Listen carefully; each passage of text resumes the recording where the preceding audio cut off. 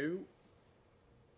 An incredibly chaotic start to Monday morning for a Horace public school district. 3 schools on lockdown after a shooting and arrest of a Fargo man.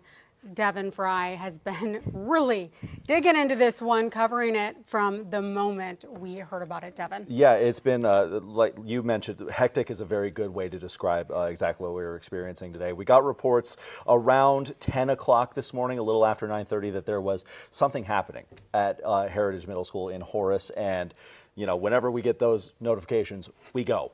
And so we were waiting to hear more information. We had gotten some calls that, you know, the roads were blocked off on the way to the middle school, that there was Cass County Sheriffs out there, West Fargo Police out there.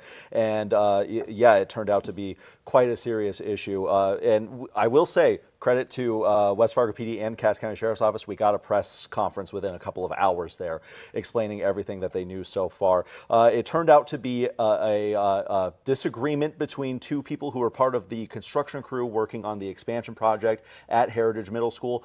A disagreement led to a shot being fired. A man was shot in the hand, and then the man who fired the shot fled the scene. This was in the parking lot of Heritage Middle School. And so important to note, the 2 individuals involved allegedly have no connection to the school district whatsoever. Correct. Construction crew at the school, yeah, working on it. Working on that expansion project there. This happened, like I said, in the parking lot of Heritage Middle School. That sent everybody into lockdown. The 3 schools, Horace Elementary, Horace High, and Heritage Middle School, all put into lockdown. Instruction continued as normal that whole time, which for the students, I can imagine that's a pretty surreal situation to have to deal with there. But and then once, after a few hours passed, an arrest was made and the lockdown was lifted. So a big piece of this is obviously the communication.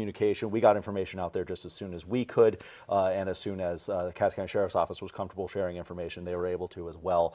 But yeah, a lot of parents were kind of left in the dark on this one still. Of course, and we do know since then that the district has issued a statement to families reassuring them that the students are not in danger, that there's no longer an ongoing threat, Correct. And that there are service dogs available as comfort animals for any students who maybe felt a little bit stressed during this situation. Which would be completely understandable. Yeah. But yeah, I do want to, about this call came in around 9:45 in the morning, and then early this afternoon, a man by the name of Garmon Wiles, 40 years old of Fargo, was arrested. He's facing charges of felony reckless endangerment, felony aggravated assault, and felony terrorizing. Additional charges are possible there as well. But yeah, a gun was fired on school grounds.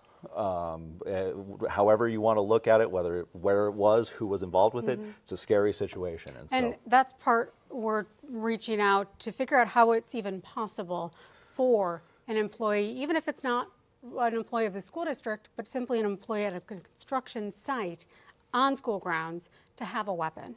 A lot of things still to dig in on this story, and our reporting team is going to be working on that. They're working hard at it right now, so be sure to stay tuned tonight. I know Ethan Kramer and Courtney Lockie have stories on this incident coming up tonight as well, so a lot to look forward to tonight on Valley News Live. Good afternoon. On this first alert weather day, isolated severe storms remain possible in the far southern valley later this afternoon and into this evening, mostly looking at the southern valley and parts of Lakes Country. And you can see here this darker green. That's where we're under a level 1 out of 5 risk for severe, non-severe, the lighter green. The greater risk is to the south and east of the valley, south of the Twin Cities out towards Green Bay. As for risks with any storms that are able to become severe today, quarter-sized hail, an inch in diameter, or gusts up to 60 miles per hour.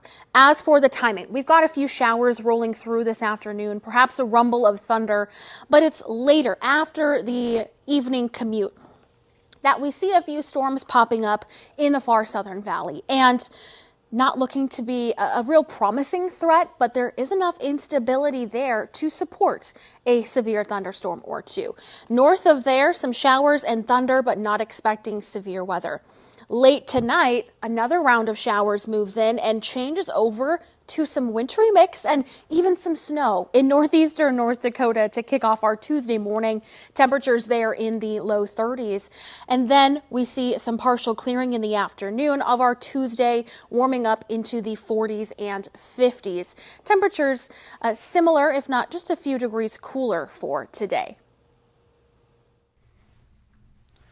Thank you, Summer, for that update. We did just get an alert from Summer while that video was playing that with some more information about that first alert weather day. I'm going to go ahead and pull that up right now. Summer, I'm sure you're watching this. If I get anything wrong, please correct me in the comments. Okay, so good news. No more first alert weather day today. The instability remains south of our region, so the risk for any severe weather this evening continues to dwindle. That being said, our first alert storm team is canceling the first alert weather day for today. So see, look, I'm delivering some good news here.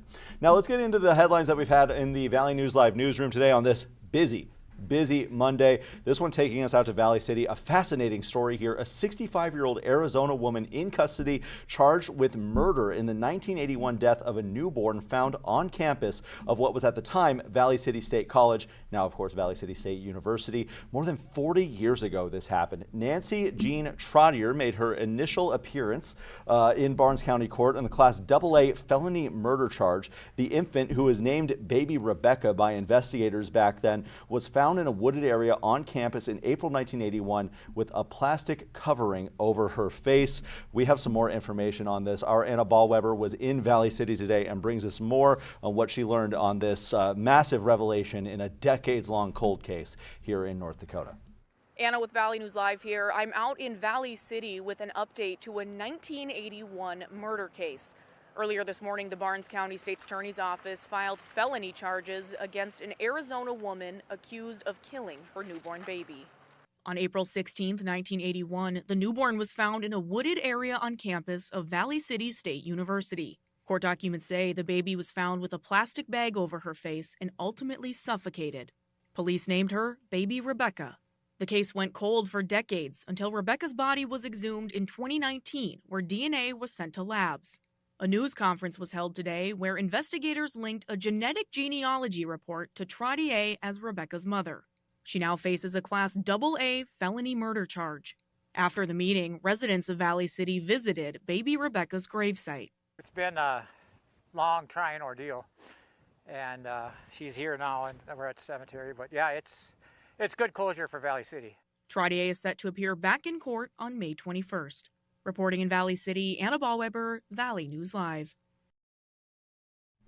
Again, just fascinating stuff there. Decades old, light being shined on this decades old case. According to Anna Ballweber is going to have more on that tonight on Valley News Live. Be sure to stay tuned all throughout the day. Also have the Valley News Live news and weather apps handy. We're going to bring you the news right to your fingertips, whatever you want them. We are there for you. Let's get to some more of the headlines here across the Valley News Live newsroom today. A 9-year-old boy was airlifted to Fargo Sunday after a dirt bike accident in Otter Tail County.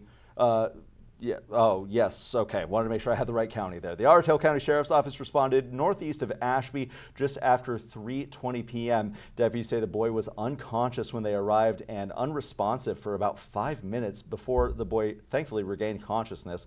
Lifelink 3 flew him to Fargo, where he's being treated. The child was wearing a helmet at the time of the crash. This incident remains under investigation. We are looking into the boy's condition right now. We'll be sure to provide any updates once those become available. Grand Forks school officials are addressing threats made via Snapchat allegedly targeting Valley Middle School. Administration says there's no credible threat at this time, but the situation remains under active investigation with the Grand Forks Police Department. In a message to parents, the principal said there is, quote, no evidence of a credible threat to our school. However, out of an abundance of caution and to further support a safe environment, they're going to have additional security present at Valley Middle School. Officials are urging anyone with verified information to contact the Grand Forks Police Department directly. Speaking of Grand Forks, we're going to stay up there for one last story here. A Grand Forks man is facing a felony and 5 misdemeanor charges after police say he drove drunk and high on inhalants, crashed into another vehicle, and then fled the scene on Friday night. William King, 35 years old, was stopped near 40th Avenue South after an officer clocked him doing 48 miles an hour in a 25-mile-an-hour zone with his headlights off. A passenger told police he was scared during the ride and believed King could harm someone. An electronic duster canister used to inhale vapors was found on the floorboard empty. A hit-and-run victim pulled up to the scene and identified King's vehicle. King reportedly refused field sobriety tests and a chemical test. He was booked at the Grand Forks County Correctional Center, where he then allegedly assaulted an inmate. We have all the details from those court documents available on our website right now, valleynewslive.com. Just find this story for more information there. Before we go, quick reminder, story to watch tonight. Fargo could have a permanent police chief by the end of the evening. Commissioner Michelle Turnberg pushing her colleagues to appoint interim chief Travis Stefanowicz to the full-time role, skipping the formal search. Stefanowicz was just appointed interim chief at the commission's last meeting. Turnberg says the constraints are counterproductive because he's being asked to write next year's budget and prepared for the most critical interview of his career, all while being blocked from making the changes the department needs. That's according to Commissioner Turnberg. The commission makes its decision tonight at their meeting that starts at, I believe, 5:30, somewhere in there. We're going to have the latest on our late newscast and at valleynewslive.com. We'll, of course, be able to push that out as soon as it is available. All right, that's going to about do it for this Valley News Now afternoon update. Thank you so much for tuning in. Let's take a look outside as you get ready to make your way out the door. This is from our First Alert Storm Team Skycams. This is our Dakota Magic Casino Skycam, so anybody heading south, it looks beautiful out there. Of course, the wind going a little bit, but that's just going to be happening every day. As long as we continue to live here, I will go ahead and say that it is windy, and I will be correct 90% of the time. Thank you all so much for tuning into this Valley News Now afternoon update. Be sure to tune in. Valley News Live at 4 starts in about 14 minutes. Duke Schindler on the desk for that one. We, of course, have shows at 5, 5:36, 6:39, and 10 as well, and we're there 24/7 on our app, website, social media platforms. We'll be there for you. Thanks so much for tuning in to this Valley News Now afternoon update. I'm Devin Fry.